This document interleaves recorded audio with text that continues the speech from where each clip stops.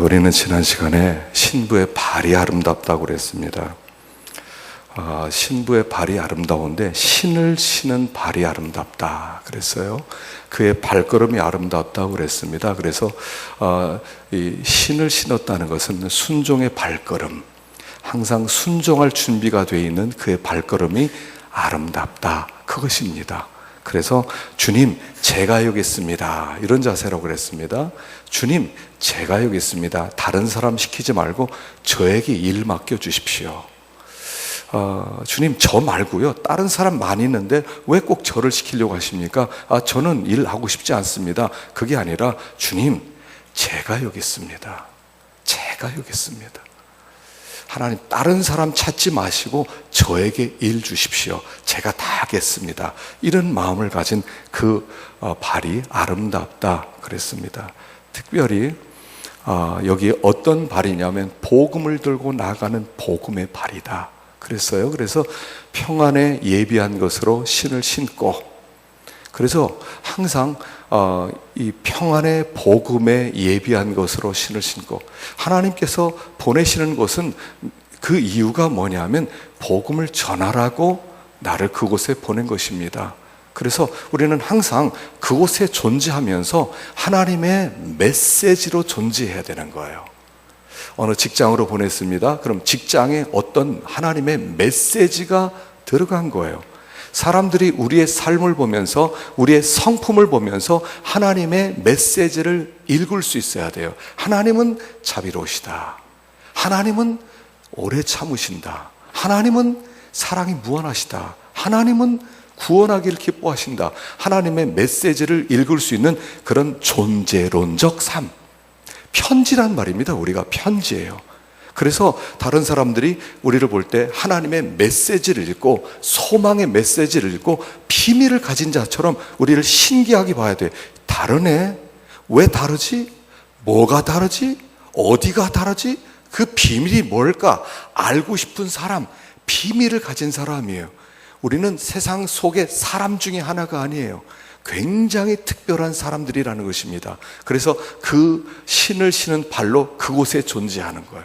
어느 가정으로 들어가면 그 가정에 하나님의 메시지가 되어서 존재하는 거예요.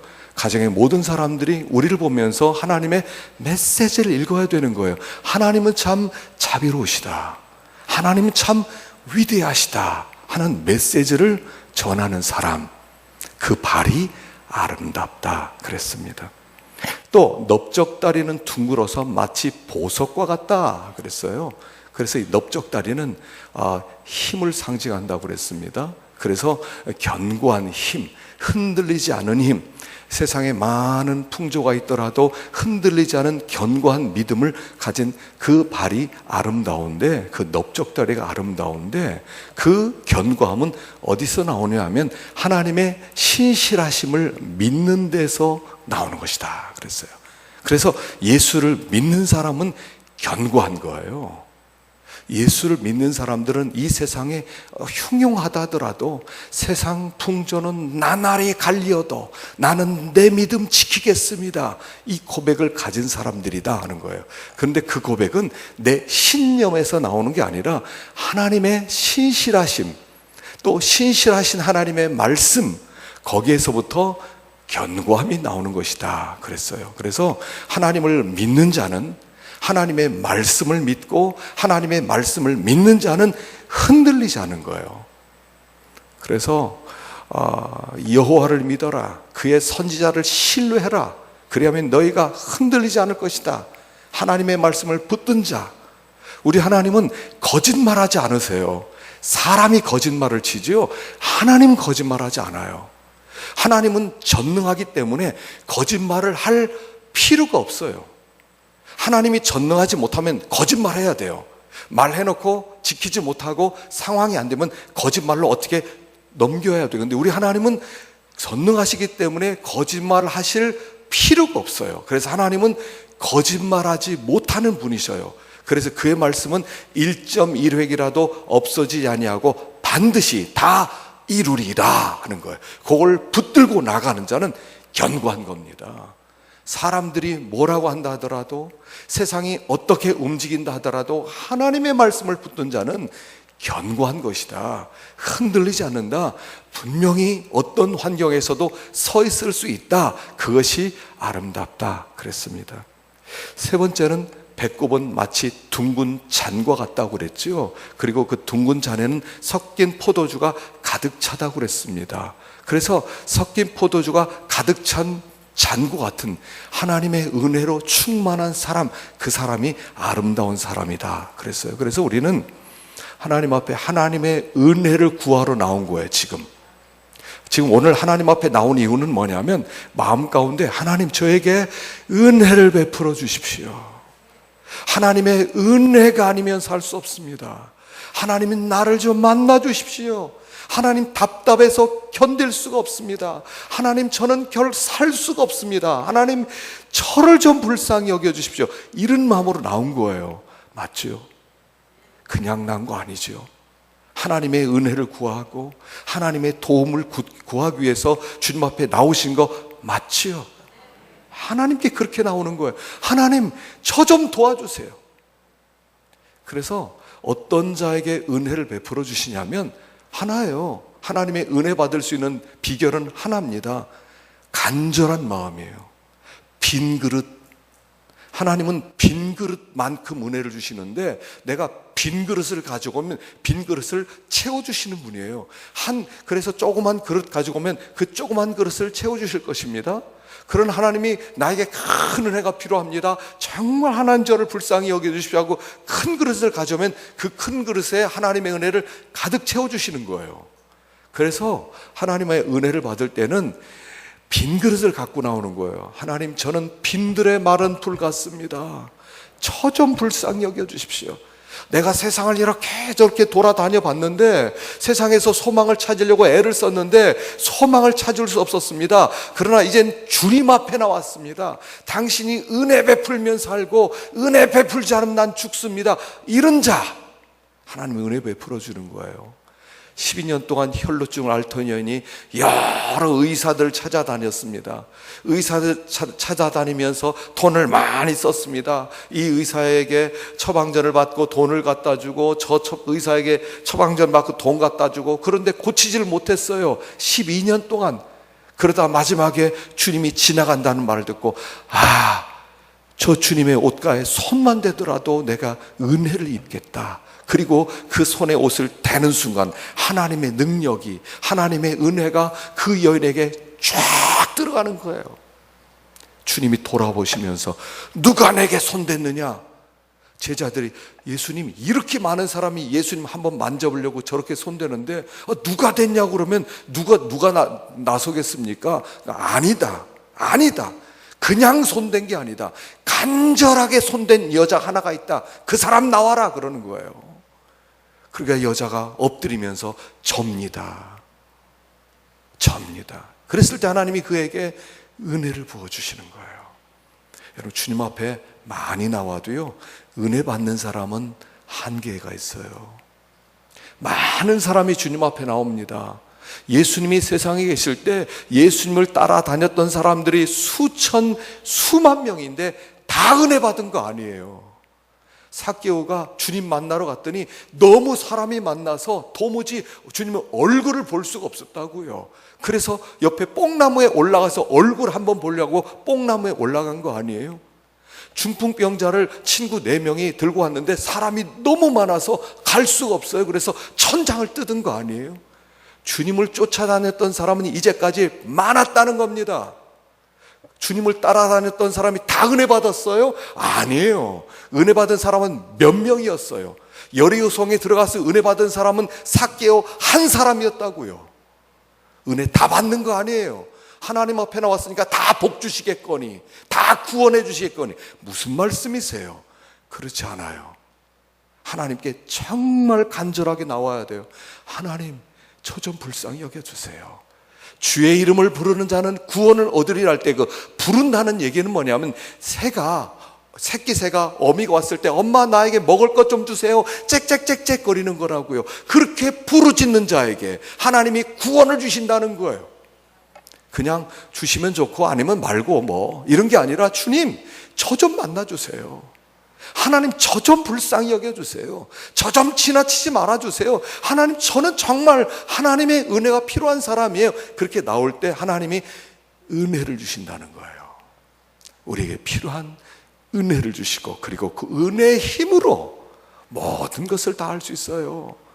은혜 받으면 다 할 수 있고 은혜 못 받으면 아무것도 못해요. 차에게 하여간 기름을 집어넣으면 이 차는 서울도 가고 부산도 가고 목포도 가고 제주도도 가고 다 갈 수 있지만 나중에는 저기 북한이 통일되면요 파리까지 갈 수 있고요 모스크바도 갈 수 있고요 다 갈 수 있어요. 그러나 기름이 없으면 한 걸음도 못 움직이는 거예요. 내 힘으로 사는 게 아니에요. 세상은 은혜 받아 사는 거예요. 은혜 받아 살아야 돼. 그래서 하나님 앞에 주님 나를 정말 불쌍히 여겨주십시오. 하나님 제발 저를 불쌍히 여겨주십시오. 하나님 앞에 나올 때는요 고개 푹 숙이고 나와야 돼요. 고개 바싹 들고 이렇게 나오는 게 아니라고요. 주님 저 좀 불쌍히 여겨주세요. 주님 저 좀 불쌍히 여겨주세요. 하나님 나 좀 만나주세요. 그렇게 나오는 거예요. 그럼 하나님이 만나주신다. 그리고 또 한 가지 하나님과 막힌 게 없어야 된다 그랬죠. 막힌 게 통로에 막힌 게 거기 통로에 막힌 게 없어야 대청댐에서 우리 집에 수돗물까지 물이 올리면 막힌 게 없어야 돼. 거기에요. 그게 그래서 그 물이 정수장을 거쳐서 우리 집까지 막힌 것 없이 쫙 오는 거지. 막힌 게 있으면 안 오는 거예요. 하나님과 우리 사이에 하나님의 복이 우리까지 오지 않는 이유는 죄가 막혔기 때문이라는 거예요. 죄가.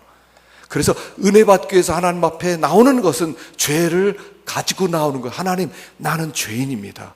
하나님 내 죄를 용서해 주십시오. 하나님 나는 죄가 참 많습니다. 나는 하나님께 참 교만한 자입니다. 나는 하나님을 멀리 떠났습니다. 나는 하나님 없어도 살 줄 알았습니다. 나는 당자처럼 살았습니다. 아버지 나는 죄인입니다 할 때 막힌 게 뚫리는 거예요. 거기에 은혜가 오는 거죠. 그래서 하나님께 나오는 것은요 죄를 가지고 나오는 거예요. 은혜 받는 마음은요 회개하는 마음이에요. 그 사람에게 은혜를 주시는 것이다 그랬어요. 자, 오늘 2절 하반절을 보십시다. 2절 하반절 두 가지를 생각해 보겠습니다만 결국 하나라고 볼 수가 있죠. 2절 하반절 허리는 시작 허리는 백합화로 굿부른 밀단 같구나. 허리가 잘록한데 어떻게 잘록하냐면 백합화로 두른 밀단 같구나. 그러니까 그 시대 사람들의 뭐가 있었냐면요 이제 추수를 다 마치고 나선 축제하는 날이 있습니다. 축제할 때 어떻게 축제하냐면 그 마당 한가운데 밀단을 갖다 놓는 거예요. 그러니까 밀을 베서 추수한 다음에 거기를 한번 또 그렇게 꽉 쪄매는 거죠. 그리고 그 쪄매고 끝나는 게 아니라 그 쪄맨 것 위에 백합화로 두르는 거예요. 왜냐하면 이 밀이 그들이 추수한 이 풍부한 밀이 그들을 1년 내내 겨울 내내 살리기 때문에 얼마나 복된 것이냐. 그래서 그 밀단에 한번 두르고 나서 거기를 백합화로 두르서 아름답게 놓고 그리고 그 주위에서 춤을 추면서 축제를 하는 거예요. 그 밀단과 같다는 거예요. 이 술라미인의 허리가 그 밀단 백합화로 두른 밀단처럼 참 아름답다라고 얘기해요. 이 옷은 무엇을 상징하는가 하면 진리의 허리띠를 띤 성도를 상징하는 겁니다. 진리의 허리띠. 그래서 진리의 허리띠를 띤 성도의 모습은 마치 밀단에 백합화를 두른 것처럼 참 아름답다라고 얘기하는 거죠. 그래서 우리가 어떤 성도가 아름답냐 하냐면요 여기 네 번째는 이겁니다. 진리로 허리띠를 맨 사람, 진리를 깨닫고 진리의 힘으로 살아가는 사람, 그 사람이 아름답다는 것입니다. 그래서 하나님 앞에 나오면요 설교는 여러분 듣는 게 아닙니다. 설교는 먹는 거고요, 설교는 집중해서 깨닫기 위해서 힘을 쓰는 거예요. 여러분 이 설교는요 이렇게 들어야 됩니다. 저는 이렇게 말씀을 선포합니다. 그러면 그냥 아무 생각 없이 이렇게 듣는 게 아니에요. 저는 여러분들을 뭐 감동을 시키고 뭐 설득을 시켜서 좋은 이야기를 하는 게 아니라 하나님께서 전하라고 하는 그 말씀을 전하기 때문에 그것을 빨아들이듯이 들어야 돼요. 설교는 빨아들이듯이 설교를 듣는 거예요. 그래서 빨아들이는 사람이 은혜를 받고, 빨아들일 때 그것이 마음속에 와서 깨달아지고 마음속에 머물고 그것이 힘이 되는 거예요. 설교는 그냥 절간에서 얘기하는 그런 것이 아닙니다. 그냥 좋은 세미나 하는 것이 아닙니다. 여기 설교는 진리를 선포하는 것이고, 그 진리로 우리를 무장시키고 진리로 힘을 주고 진리의 길을 걷게 만드는 것이에요. 그래서 설교는 빨아듣듯이 들어야 돼요. 하나님의 말씀을 들을 때, 저를 바라볼 때 저를 막 빨아들이듯이 저를 바라보는 거예요. 이런 생각하고 저런 생각하고, 집에도 갔다 오고 직장도 갔다 오고, 저기 무슨 이번 휴가 어디로 갈까 생각하고, 그게 아니라 빨아들이는 거예요. 하나님, 저 말씀을 나에게 주십시오. 저 말씀대로 되기를 원합니다. 내가 저 말씀을 꼭 깨닫기를 원합니다. 저 말씀이 나의 힘이 되기를 원합니다. 저 말씀을 따라 그 길을 걷기를 원합니다. 그렇게 진리로 무장된 그 마음이 아름답다 하는 거예요. 그래서 진리는요, 하나님의 성령이 오셔야만 깨달아지는 거예요. 자, 여기 요한복음 15장 26절 읽어봅시다. 시작. 내가 아버지께로부터 너에게 보낼 보혜사, 곧 아버지께로부터 나오시는 진리의 성령이 오실 때 그가 나를 증언하실 것이요, 그러나 진리의 성령이 오시면 그가 너희를 모든 진리 가운데로 인도하시리니 그가 스스로 말하지 않고 오직 들은 것을 말하며 장래를 너에게 알리시리라. 한마디로 보혜사 성령이 오셔서 하는 일은 뭐냐면 깨닫게 하는 일이라는 거예요. 성령이 오셔서 하는 것은 진리를 깨닫게 하시고, 주님이 어떤 분인지 깨닫게 하시고, 주님의 말씀을 기억나게 하셔서 우리들로 하여금 진리의 사람이 되게 하는 것이 성령의 일이다 하는 것을 가르치는 겁니다. 성령은 진리의 영이에요. 그래서 진리 가운데로 이끌어 가시는 거예요. 우리가 진리의 사람이 되기를 원하는 거예요. 그래서 여기 그 허리는 백합화로 두른 밀단 같도다는 것은 진리의 허리띠를 띠고 진리를 깨닫고 진리의 길을 가는 사람이 아름답다 하는 거죠. 자, 이것을 그 다음과 연결시켜서 보십시다. 3절 상반절입니다. 시작. 두 유방은 암사슴의 쌍태 새끼 같고, 유방이라고 하는 것은 여성의 아름다움의 상징이죠. 유방은 여성의 아름다움의 상징입니다. 그런데 이 유방의 아름다움은 뭐냐면 유방의 기능 때문에 아름다운 거예요. 사실은 유방 자체가 아름다운 게 아니라 그 유방의 기능이 뭐냐면 젖을 먹이는 기능이란 말입니다. 그래서 여기 암사슴의 쌍태 새끼 같고, 사슴이 이렇게 쌍둥이 새끼를 낳았어요. 이 쌍둥이 새끼가 어미의 젖을 하나 쪽씩 먹고 있는 모습이에요. 이게 그 유방이 아름다운데, 그 유방 한쪽에 사슴 한 마리씩 젖을 빨고 있는 이 모습이 아름답다는, 젖을 먹이는 모습이 아름답다 하는 거예요. 그래서 우리 어떤 성도, 어떤 신부가 아름답냐면 젖 먹이는 신부가 아름다운 거예요. 여성의 가장 아름다운 것은요, 아기를 먹이는 모습이 아름다운 거예요. 젖을 먹이는 모습이 아름다운 거예요.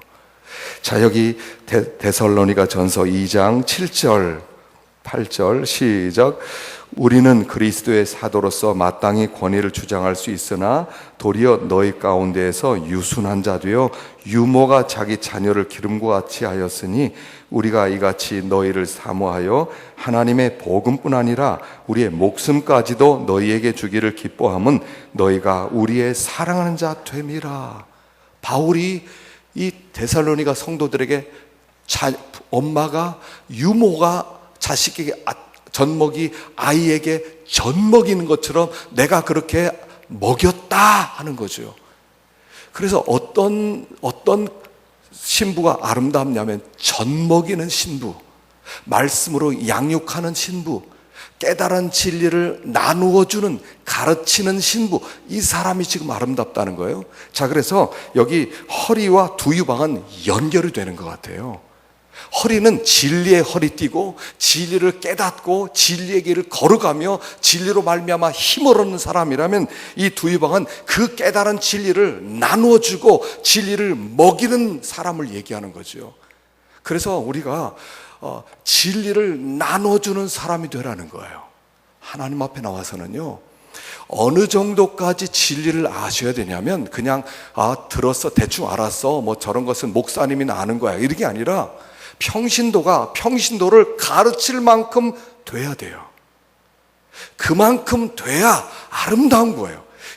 그게 진리의 확신이 있는 거예요. 내가 진리의 확신이 있으면 다른 사람에게 전할 수 있는 거예요. 그래서 여러분, 그랬으면 좋겠어요. 앞으로 우리 교우들이 새로운 사람을 평신도가 양육할 수 있는 수준이 되면 좋겠어요. 1:1 제자 양육. 당신에게 새로운 사람, 처음 예수를 믿습니다, 당신 이 사람을 좀 양육시키십시오 할 때 그가 알고 있는 진리, 깨달은 진리, 힘이 되었던 진리를 나눠줄 수 있는 정도의 수준, 이런 사람을 여기 아름답다라고 얘기하는 거예요.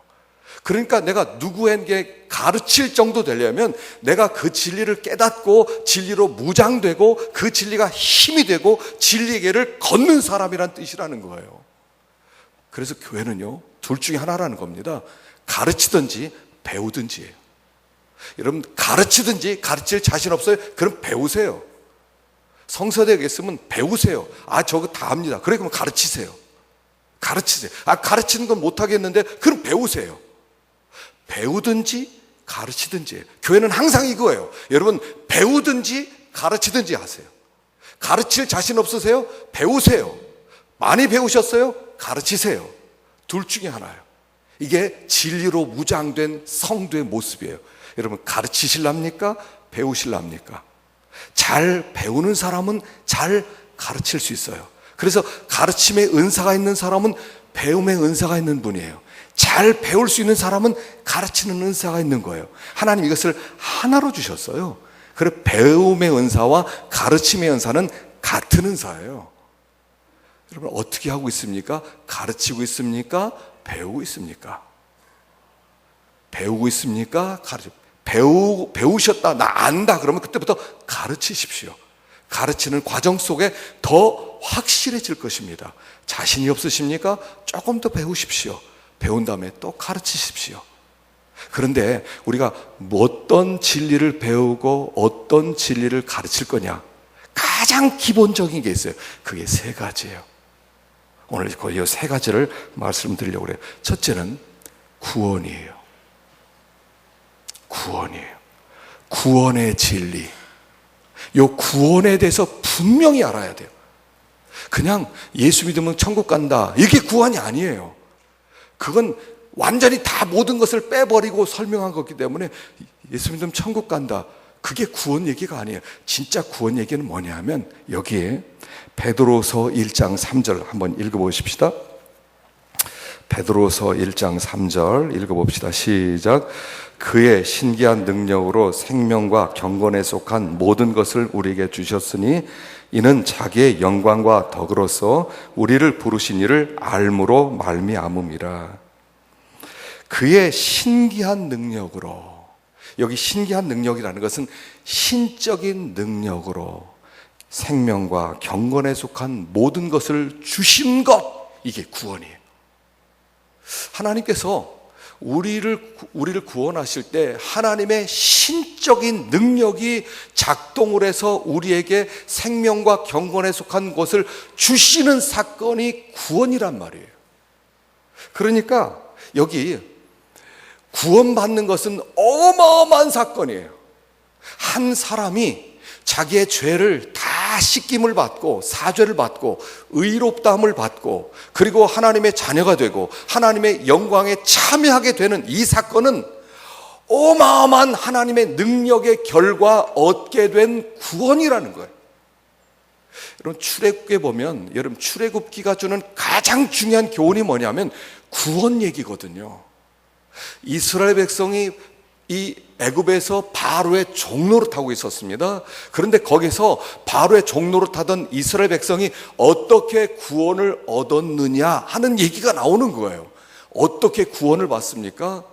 처음에는 하나님이 10가지 재앙을 보내십니다. 그래서 나일강이 피가 되기도 하고 또 메뚜기가 오기도 하고 개구리가 오기도 하고 이가 오기도 하고 독정이 있고 하늘에서 주먹만한 우박이 떨어지기도 하고 막 별별 재앙이 일어납니다. 그런데도 그 능력으로 이스라엘 백성은 구원을 못 받아요. 못 받아요. 바로왕이 보내주질 않아요.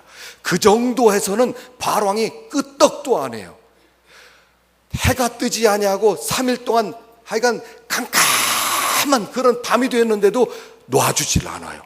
주먹만한 그런 그 우박이 하늘에 불과 함께 떨어져서 그 땅의 모든 소떼들 양떼들 다 죽었는데도 구원해 주지 않아요. 나일강에 피바다가 되어서 거기에 모든 고기들이 다 허옇게 죽었는데도 구원을 못 받아요. 구원은 그 능력으로 받을 수 있는 게 아니라는 거예요. 하나밖에 없어요. 그것은 예수 그리스도께서 죽는 어린아이의 피, 어린 양의 피, 그 피를 문지방 문설주에 발랐을 때 비로소 구원을 받는 거예요. 구원을 받는 것은 엄청난 일 하나가 필요한데 하나님의 아들이 이 세상에 오셔서 피를 뿌려야만 구원을 받는다는 거예요. 그거 외에 구원의 방법은 없어요. 어떤 능력, 이 세상의 모든 능력을 다 동원해도 우린 구원 못 받아요.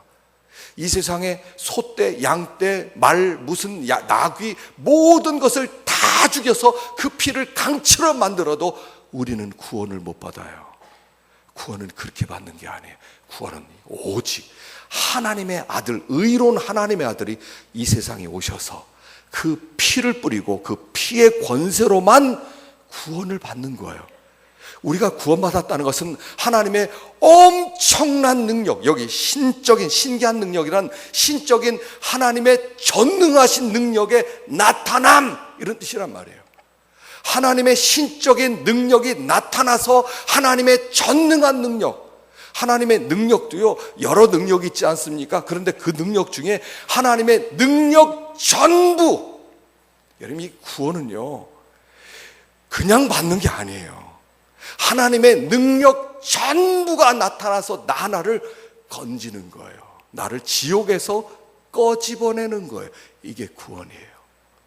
예수 믿으면 구원받아. 나 예수 믿었어요? 아 예수 믿겠습니다. 아 나 예수 믿었으니까 구원받았어. 아 저쪽에 세상 사람들이 예수 안 믿었어. 그러니까 구원 못 받았어. 난 믿었어. 구원받았어. 이런 얘기가 아니에요 지금요. 그 얘기를 하는 게 아니에요. 사람들이 그렇게 속아요. 구원을 다 속는 거예요. 그거 아니에요. 하나님이 신적인 전능하신 능력이 우리 안에 생명과 경건에 속한 것을 쥐어짜 넣는 게 구원이란 말이에요. 구원은 내가 예수 믿었습니다. 나 예수 믿었어. 이제 천국 백성입니다. 이런 게 아니에요. 내가 믿는 게 아니에요. 구원은 하나님의 전능한 능력이 하나님의 생명과 하나님의 속성, 여기 생명과 경건이란 하나님의 속성을 얘기해요. 생명과 경건을 우리 속에 하나님이 어떻게 해요? 집어넣어 버리는 거예요. 신기한 능력으로 생명과 경건에 속한 모든 것을 우리에게 주셨으니, 그러니까 내가 예수 믿었어. 아 예수 믿으면 천국 가요? 아 내가 믿지요? 이런 게 아니에요. 안 믿을 수 없는 거예요. 하나님이 우리 가운데 오셔서 막 그 하나님의 신적인 능력, 하나님의 무한한 능력이 우리 안에 역사해서 그 생명을 그냥 집어넣어 버리는 거예요. 그래서 이게 왜 믿어져? 나 안 믿을래요 하더라. 믿어져. 나 싫어요. 믿어져. 이렇게 되는 거예요. 이게 왜 이렇게 믿어지지? 예수가 믿어지지? 왜 예수가 하나님의 아들인 게 막 믿어지지? 예수 안 믿으면 지옥 갈 것 같지? 예수가 나의 죄를 씻을 것 같지?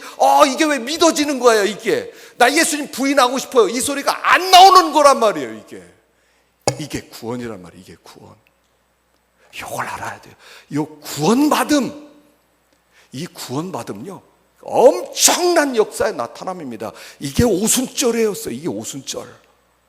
성령이 임하셔서 제자들 숨어서 이렇게 도망다니다가 그 성령이 오셔서 그 하나님의 생명과 경건이 속으로 막 쥐어짜놓으니까 그때부터 터지게 되는 거예요. 이게 구원이라고요. 이게 구원이에요. 그래서 먼저 우리가 진리로 무장한다 그랬을 때 이 구원으로 첫째는 무장되어져야 돼요. 이 구원의 허리띠로 딱 무장되어질 때 두려운 게 없는 거예요. 하나님의 생명이 내 속에 들어와 있고 하나님의 영적 DNA가 내 속에 들어와서 내 속에서 그 하나님이 내 속에서 역사하는 사람이 되기 때문에 그때부터는 흔들리지 않은 사람이 되는 거예요. 이게 구원이에요. 지금은 구원에 대해서 너무 많은 사람들이 속고 있어요. 그냥 예수 믿으면 구원받아. 자 믿는다고 말만 해. 따로해. 나 예수 믿습니다. 나 예수 믿습니다. 됐어. 구원받았어. 이제 당신은 오늘이 생일이야. 무슨 똥단지 같은 소리 하는 거예요. 성경 그런 얘기를 안 하고 있어요. 한 적이 없어요. 그런 얘기를 해본 적이 없어요. 그건 사람이 만들어내서 사람을 건지겠다고 하는 열심에서 나오는 바겐세일이란 말이에요. 가짜 구원이란 말이에요. 그건 가짜 구원. 다 속아서 그냥 너 구원받았으니까 이제 교회 나와, 너 이제 헌금해, 너 집사해, 너 이제부터 너 일해. 아니 괜히 집만 잔뜩 주는 거예요. 그런 얘기 아니에요. 하나님이 우리 속에 비집고 들어오시는 거예요. 비집고 들어와서 믿게 만들어주는 거예요. 하나님의 믿음이 막 껴 들어오는 거예요. 안 믿으려고 하는데 막 믿을 수밖에 없는 자리는 거예요. 주님 믿습니다, 이렇게 되는 거예요. 하나님 행복합니다, 믿습니다, 당신을 받아들입니다, 이런 거지. 믿겠습니다, 내게 저것들 안 믿었어, 다 지옥 가는 게 마땅해. 난 믿었어, 난 천국 가. 이런 얘기 하는 게 아니에요. 구원은 그런 거 아니에요. 신적인 능력으로 생명과 경건에 속한 것을 우리 심령 가운데 집어넣어주는 사건. 그러니까 우리 속에 뭐가 와 있어요? 하나님의 씨가 들어와 있는 거예요. 자, 여기 요한일서 3장 9절 읽어봅시다. 요한일서 3장 9절 시작. 하나님께로부터 난 자마다 죄를 짓지 아니하나니 이는 하나님의 씨가 그의 속에 거하며 그도 범죄하지 못하는 것은 하나님께로부터 났습니다.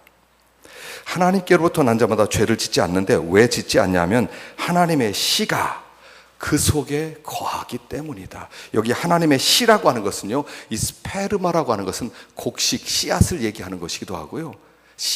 씨앗을 심으면 씨앗이 수박씨가 떨어지면 수박이 나고, 참외씨가 떨어지면 참외가 나고, 복숭아씨가 떨어지면 복숭아가 나고, 하여간 씨를 심으면 그게 그대로 나는 거예요. 사과씨가 나면 사과 나가 그대로 나는 거예요. 요 씨, 하나님의 씨가 우리 속에 들어와 있기 때문에 우리의 운명은 뭐냐면 하나님의 씨가 우리를 찢고 나와서 하나님적 열매를 맺을 수밖에 없는 운명적 존재가 되는 것이에요. 이거 무슨 말인지 아세요? 하나님의 씨가 우리 속에 들어와서, 자, 우리가 태어날 때 의지를 가지고 태어났습니까? 이 세상에 내가 태어나고 싶어서 태어난 사람이 있어요? 우리 엄마 아빠에게 부탁을 했습니까? 나를 좀 낳아주십시오 했어요? 아니에요. 내가 태어난 것은 전혀 내 의지와 관계없는 거예요. 그런데 태어나 보니까 내가 우리 아빠가 있는데 내가 우리 아빠를 닮아가는 거예요. 우리 아버지를 자꾸 닮아가는 거예요. 내가 왜 우리 아버지를 닮아가지? 나 그렇게 안 닮고 싶어. 그럼 닮아가요. 왜요? 아버지 씨가 있으니까 아버지처럼 되는 거예요. 아버지처럼. 그러니까 그대로 되는 거예요. 예수를 믿는다는 것은 생명과 경건에 속한 하나님의 생명이 들어왔으니까 그 생명이 내 속에서 작동하고 역사해서 마침내 하나님의 씨가 열매를 맺혀서 구원 받을 수밖에 없는 운명적 존재가 되는 것, 이게 구원이에요. 운명적 존재예요. 우리는 더 이상 피할 수가 없어요. 예수를 믿는다면 하나님과 같은 열매를 맺게, 하나님의 속성이 나타날 수밖에 없는 거예요. 이게 구원받는 거예요. 이 구원이 우리에게 힘을 주는 거예요. 하나님 나를 이렇게 사랑해서 당신이 신적인 능력으로 생명과 경건에 속한 모든 것을 집어넣어 주셨다. 내 안에는 하나님의 씨가 있다. 난 그 씨가 자라서 나는 하나님적 속성을 가지고 하나님을 드러낼 수밖에 없는 사람으로 변화될 것이다. 그 하나님의 영광에 참여하게 될 것이다. 이런 운명적 존재가 되는 게 구원이란 말이죠. 요 구원의 은혜. 여러분, 구원받았다는 것은 어마어마한 일이에요. 지금 죽어도 돼요. 구원받은다면 이 세상에서 가장 고생스럽게 살아도 괜찮아요. 구원받은다면 그 구원이 너무나 크기 때문에 이 세상에서 아무것도 누리지 못해도 괜찮아요. 구원은 너무나 큰 복이에요. 이거 하나 받았으면 충분한 거예요. 하나님, 됐습니다. 구원 하나 받았으니 됐습니다. 하나님, 나를 어떻게 취급하더라도 나 괜찮습니다. 하나님, 그 복 하나로 됐습니다. 요거예요. 요게 구원이에요. 요 구원의 은혜. 그 다음에 다음에가 성화의 은혜예요. 성화의 교리. 자, 베드로서 1장 4절 읽어봅시다. 시작. 이로써 그 보배롭고 지극히 큰 약속을 우리에게 주사 이 약속으로 말미암아 너희로 정욕을 인하여 세상에서 썩어질 것을 피하여 신의 성품에 참여하는 자가 되게 하려 하셨으니. 보배롭고 지극히 큰 약속. 하나님께서 예수를 믿는 것은 이 지극히 큰 약속을 우리에게 주신 거죠. 지극히 큰 약속. 이게 메가 에판겔리마라는 거예요. 그러니까 그 하나님의 그 엄청난, 메가가 100만이라는 뜻이거든요. 100만 배가 되는 엄청난 복을 우리에게 주셨다. 그렇기 때문에 약속받은 너희들은 언약 백성으로 이제는 썩어질 것을 피해서, 정욕을 인하여 썩어질 것을 피해서 신의 성품에 참여하는 자의 삶을 살아라, 이거예요. 이 세상의 모든 것들은 다 썩어질 거예요.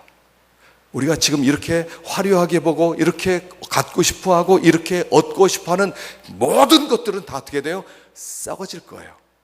보이는 것은 보이는 것이 아니요 보이지 않는 것이니 보이는 것을 보이는 것으로 여기지 말라는 거예요.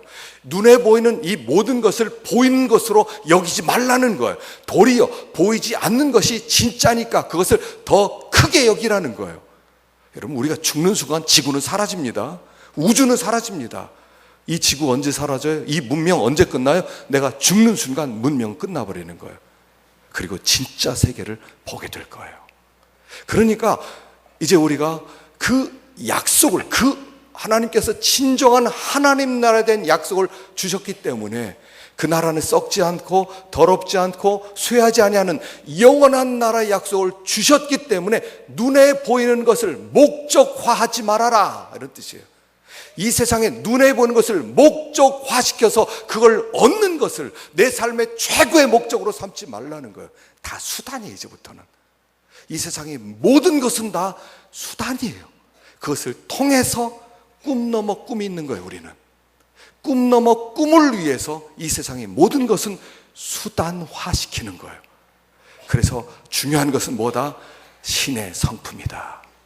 하나님의 생명과 경건에 속한 것이 우리에게서 나타나게 만들어라. 그걸 나타나게 만드는 삶이 성화다. 그게 우리의 삶의 목적이다. 우리가 달려가야 되고 우리가 전심전력을 해야 될 부분들이다 라고 말하는 거예요. 그래서 여기에 두 번째는 이 성화의 계열이에요.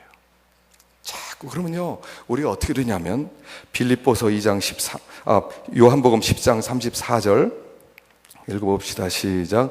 예수께서 가라사대 너희 율법에 기록된 바 내가 너희를 신이라 하였노라 하지 아니하였느냐? 성경은 폐하지 못하나니 하나님의 말씀을 받은 사람들은 신이라 하셨거든.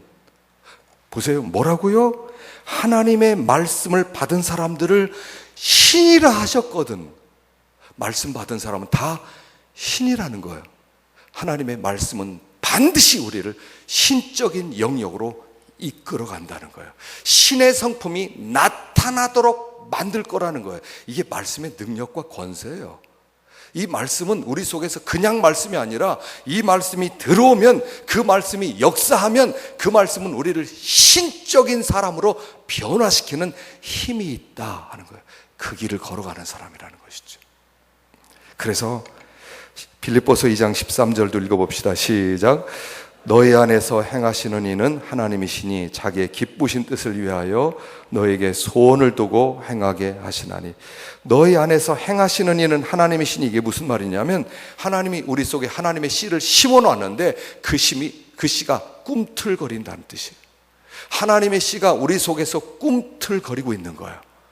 하나님의 씨가 꿈틀거리면서 우리로 하여금 자꾸 하나님을 향한 방향성을 갖게 만드는 거예요.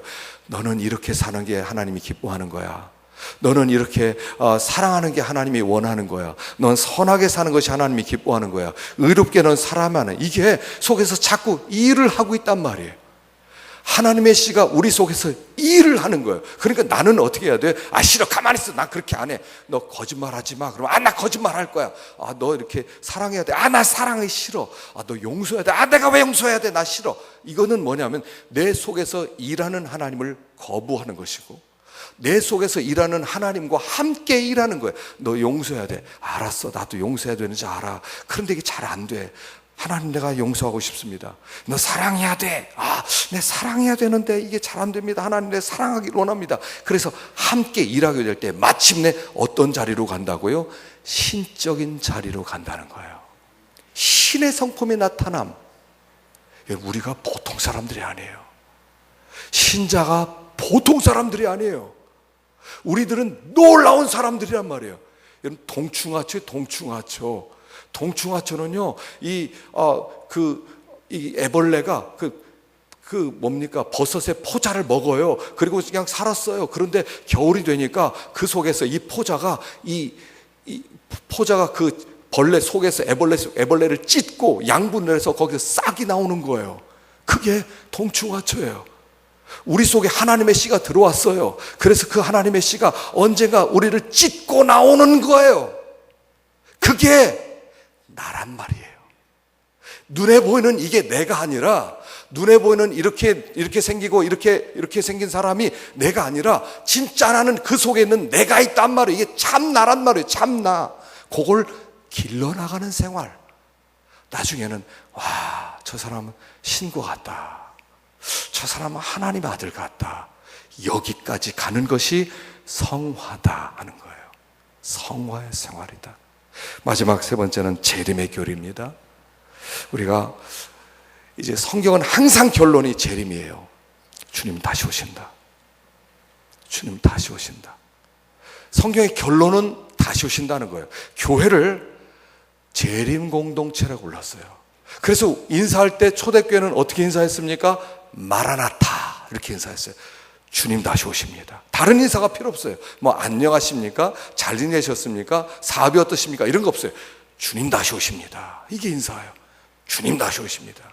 성경은 예수님의 다시 오심을 계속 얘기하고 있어요.